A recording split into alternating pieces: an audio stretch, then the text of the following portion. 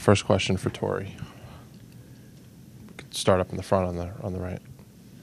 Hey, Torey, good to see you. You too. Hey, just bouncing back, coming home, were you able to kind of flush this thing on the plane ride across the country? Yeah, we need to. And yesterday was a really frustrating outcome. Really, we didn't perform up to our capabilities. Didn't meet our expectations. So we got to find a way to get this thing turned around. And our mindset is, one game, one win. One well-played game could lead to one win, and we're right back in the series. So it's a long journey. We're taking that mindset, and we got to just play our best game tomorrow and see where that takes us.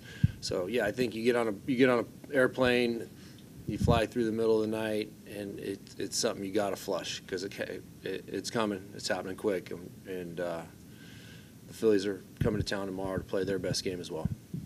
Bob? Hey, Travis, you knew the Phillies were good before the series, but are they doing anything that surprises you? Are they doing anything to stop the running game with the slide steps and things like that? Yeah, well, first of all, they're a hot team. We knew they were a hot team. They're swinging the bat well, and they're built to slug. A lot of their runs come via the slug, via the home run. And we knew all that. We had a good pitching plan. We still have a good pitching plan. It's just about executing, hitting the right spots with the right pitches. We were very well aware of their improved the improvements they made to control the running game. And yeah, I've been answering a lot of questions about what Corbin Carroll's been doing over there at first base and getting on base for the first two games as the first batter and not really moving, but.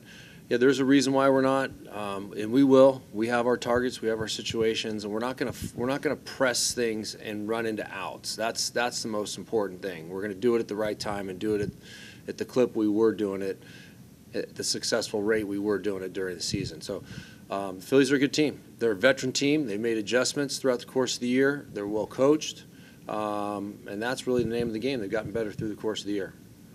Down here in the front. Torey, fans have asked, what does the manager say when the mental mistakes happen in Game 2, the drop balls, number of outs, that? What do you say to those players? Is there anything to say? They know. Yeah, I think they know. I hammer the coaches probably. I talk to them about what needs to be done, and they bring that direct message to the players. But in certain cases, when you drop a pop-up, it's well known. I think everybody, the minute that ball hits, they understand their responsibility. So I'll talk individually to players, and if I feel like there's a need to get each domain together, whether it's the pitchers, the catchers, infielders, outfielders, or the position players as an offensive group, I will. I do that often, but I'll address that with the coaches who will then let it trickle down to the players. Pete? Torey, you guys had different points during the regular season where you had to come back in the standings, get back in the playoff race. How much can those experiences, you think, can you guys draw on going into these games? Yeah, first of all, we've been playing meaningful baseball games probably for the past 45 days. So we're battle-tested from an emotional standpoint. We know that one quick turn, one quick moment can turn the tides in anything. Now, that's a hopeful statement, right? I don't want to say, A, B, and C need to happen, and we want it to happen, it's supposed to happen. No, nothing is supposed to happen. You got to make it happen. So that's our mindset. We are a very resilient, adaptable team. We give an incredible effort for 9 innings, and we feel like that's a really good recipe for us to come out and be focused enough and maintain our competitive focus to go out and execute the way we need to. So this team has been tested. I know that I gave a long-winded answer to your question. This team has been tested. They understand what it takes to go out and get things to get pushed in the right direction because they've been doing it for a long time. Barry? Hey, Torey. Hi, Bear. What do you got going for Game 4 pitching-wise? We got to get through Game 3, and we're talking about that right now. It was one of the conversations I left when I came in here. We're going to try to win the baseball game tomorrow, get through the game the way we know how, the way we can, the way we expect, and then we'll have some open discussions about where to go in Game 4. So I'll get that to you guys as soon as possible. Well, I mean, you have a Game 4 regardless of whether you win or lose tomorrow. What are the options? Yeah, the options are: do we go with a right-handed length starter? Do we start matching up early from the first batter on? But that'll depend on how we get through tomorrow's game. And then with Pfaadt, are you still intent on the 40 to 50 pitch limit that you've been using, considering the circumstances? Yeah, I think it's been working really well. And I'll follow the same guidelines. I know I've been saying 18 plus or minus 4. That's where I'll start with Brandon. So here, a question kind of like out of the moon here for you, but what happened the last weekend of the season when you knew the possibility that you could be going here, that you released Zach Davies? What happened there? What was wrong that you did that at that point? Yeah, I think that was mostly performance-based. We felt like we had some good arms in back of that. We felt like if we got to this point that we had 3.5 starters, and one of which included Brandon Pfaadt, the other half would be matching up. We wouldn't need a 5th starter. But I just feel like the decision was made there because of the performance. It wasn't that we were projecting that there was going to be a need for him down the road. Over here on the left side. It seems like it's going to be, all hands on deck from the bullpen the next 2 games. Correct. Who are some players that are going to need to step up in that role? Every one of them. That's my mindset, and every one of us need to be better, right? And you can start from me on down, and that's where we need to go to get this thing right. The order of guys. I don't want to give you the order of guys, but everybody knows where their roles are. They know where they got to be. They know who's on the very back end and what their responsibilities are. So everybody needs to be as good as they can possibly be. I want everybody to do their job the best way they know how, be great at it, and not worry about the guy next to them. That's kind of one of our thoughts throughout the course of the season. Staying on the left. Hey, Torey. Curious what your keys and concerns are for Pfaadt going tomorrow, given the propensity that the Phillies have for, slugging them out of the yard. Just execution, making sure the pitchers are finding the right spot, the right holes. We have a very, very sophisticated, not overly complex pitching plan that's driven by a very, very good run prevention team, which includes Brandon's input. So it's about going out and landing pitches and making sure he doesn't place balls in the nitro zones. And look, I can't say it enough. The Phillies are a really good baseball team, and they're clicking on all cylinders. They've been playing their best baseball, and it's just overlapping with us playing our not best baseball. So we got to be better.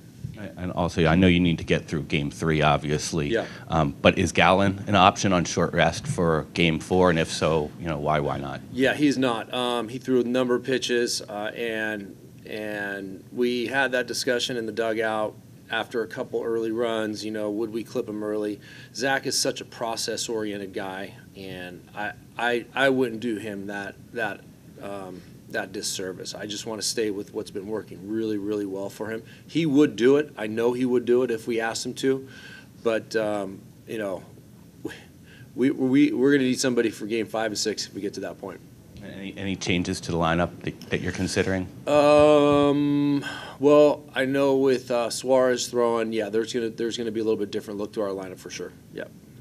Zach.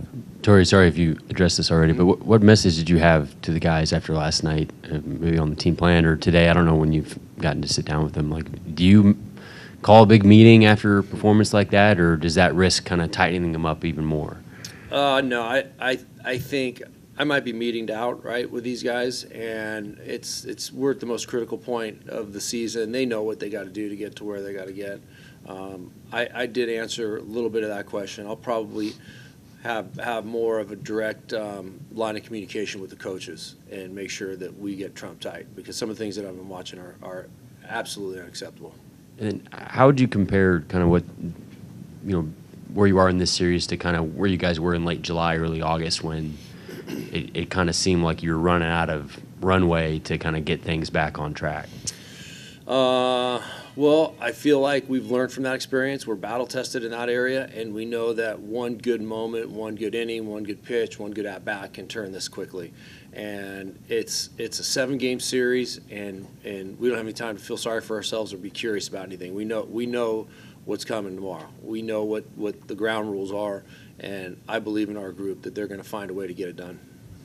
Down here in the front on the right. Hey, Torey, Christian, Alec, and Gabby were announced as Gold Glove finalists within the hour. I mean, what can you say about that and what this means for them, given what they've had to overcome throughout the organization? Yeah, we're very proud of those guys because a lot of hard work goes into all those good moments happening, and those are the disciplines of sports. What are you doing when nobody's watching? How are you focusing and sitting down inside of your own space to get in the right mindset, to practice the right way, to have the belief that you're going to get the job done on a high level and make plays? We believe in playing on both sides of the ball here. That's what was so frustrating about us dropping a pop-up yesterday. We didn't drop it. We didn't communicate on the pop-up. But those are the things that we do very well, and we're very proud of. Specifically, individually with each guy, Christian Walker here, potentially winning a second Gold Glove in a row. You got some unbelievable first basemen that he's competing with, and the growth and development that he's shown over the course of time since I've been here and he's been here have been amazing. And that is really a lot of hard work, and he's absolutely spoiled us over there. Gabby, as we unraveled Gabby and we peeled back some of his talents, we quickly discovered that he was a run stopper and a stolen base stopper, and you couldn't advance 90 feet on him. And once again, I go back into the weight room and watched his process start early in the day to go out and prepare himself for a game. So it's preparation, his ability to get better has just been improving. And what can you say about Alec, right? He covers it from line to line, has made some unbelievable 5-star catches this year, and we love that. We have a couple guys right up the middle of our diamond between Gabby, our middle infielders, and Alec. They're extremely strong and play fast. So we're honored by it. It speaks volumes about what's important to us in this organization, and I feel like we got more potential Gold Glovers in the future that are coming as well. We'll take one last one on the left. For Pfaadt, with the roller coaster of a season that he's had, what has been key for him to earn your trust to pitch in the playoffs? I feel like with each time that he's come up and he's made improvements piece by piece and send out by send out. And to me, that is somebody just taking it on the chin and understanding why he's going down, and he came back a better version of himself. So I just believed in the process that he was following and his ability to take that information, utilize it, trust it, utilize it, and then go out and get better. So in the playoffs, I know I think the first outing in Milwaukee, it was not great, but his next outing here at home against the Dodgers was fantastic. So I just know there's going to be good and bad moments for young pitchers, but it's the presence on the mound, it's the ability to slow things down and make pitches that stands out to me more than anything about Brandon. All right, thanks. We'll do one more, Barry. They only did that for you. What's your number? 22? 37. 37, yeah. But I bet Pete back here has a lower number than I do. All right. What is your number, Pete? Nowhere near there.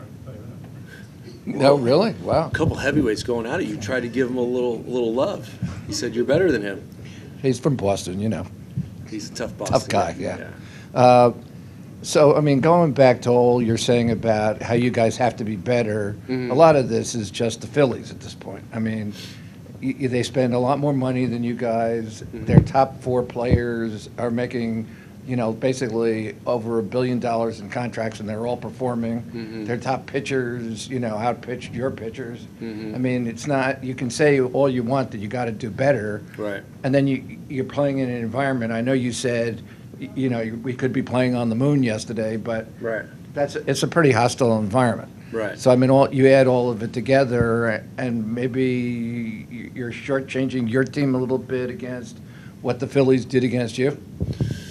I'm I'm an eternal optimist, and I have to be. I believe enough in our team that we can go out there and compete against anybody under any circumstances. And I did make that comment that we could be playing on the moon, and I don't care. We got to go do what we do best. I respect the Philadelphia Phillies immensely, from Dave Dombrowski on down through the end of their lineup, which includes Robbie Thompson and some of the great players that you are talking about. But they can be beat, and we got to do our job just a little bit better. And we're one of the final 4 teams standing, and we didn't get lucky by being here. We're a good baseball team, and I think the world knows that.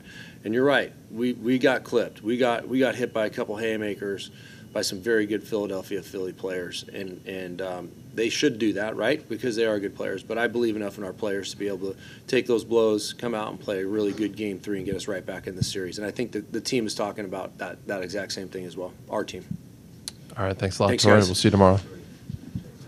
Okay, we're going to get started with Brandon Pfaadt. We have mics on both sides. First question for Brandon. Start down on the right side in the front. Hey, Brandon. With your performance last start against the Dodgers and being in this situation and with the ballpark and the atmosphere that was created by the fans, how did that prepare you for, what's coming tomorrow night? Yeah, I think the ballpark and the fans play a big factor. I think when you look at Philadelphia, it was pretty extreme. In the DS, it was extreme when we played here. So I think kind of bringing the momentum on our side and getting our fans on our side is going to be big for us. Zach.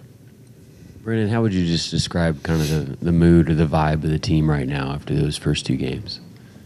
I think our heads are still strong. I think we believe we can do it. We can get 3 games back or tie it up within 2 and get right back on track.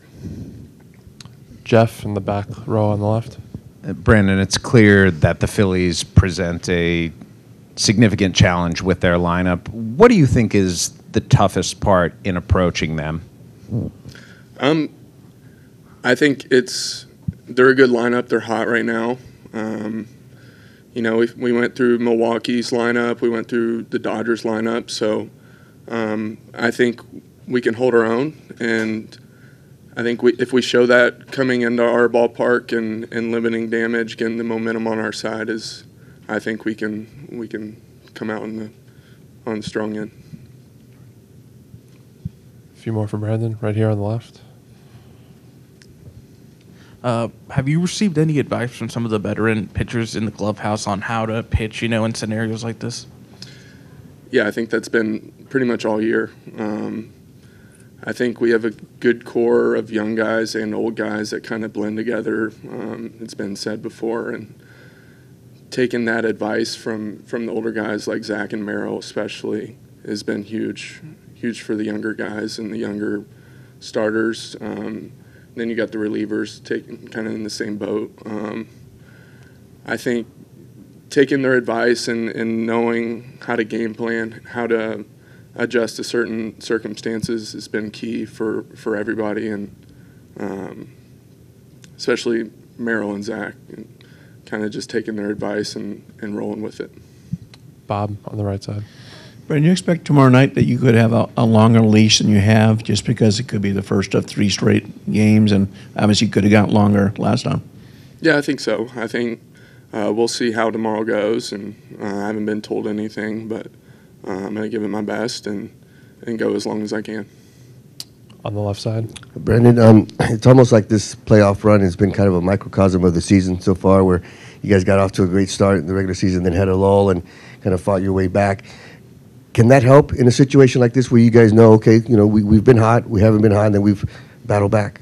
Yeah, I think we've gone through adversity in the regular season before, and we know how to bounce back, and that's what we're going to plan on doing today or tomorrow, and like I said, get that momentum back on our side in our home ballpark and see if we can make a run. Zach. Brandon, what was the key to snapping out of that streak in late July, early August? Like, was it not talking about it or getting too tight, or like how did you guys get out of that? No, I think we had a few team meetings and at that time, and kind of just relaxing, playing our game, and trusting our ability on both ends of the ball.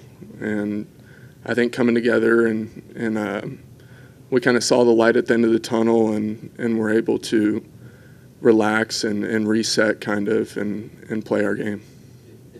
When Torey was in here earlier, he said he's kind of team meeting you guys out at this point. But after last night, were there players that spoke up, or is it just kind of like an unspoken understanding of everybody knows kind of what we need to do to turn this around? Yeah, everybody knows what we need to do, and it wasn't nobody spoke or anything. And I think everybody in the clubhouse feels strong and feels confident moving forward into these next few games, and we know what we need to do.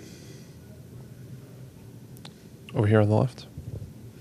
Obviously, it's been roller coaster season for you, going up and down, and now you're pitching in Game 3 of the NLCS for the D-backs. Just how much does it mean for you to have that trust from Torey to be in this position? Yeah, it means a lot. I've said it before. Going up and down, they said that I would pitch in meaningful games going forward at the end of the season, and that's where we are right now. So I'm grateful and ready to take the opportunity to the fullest. Any last ones for Brandon? All right, Brandon, thanks for coming in. We'll see you tomorrow. Thank you, guys.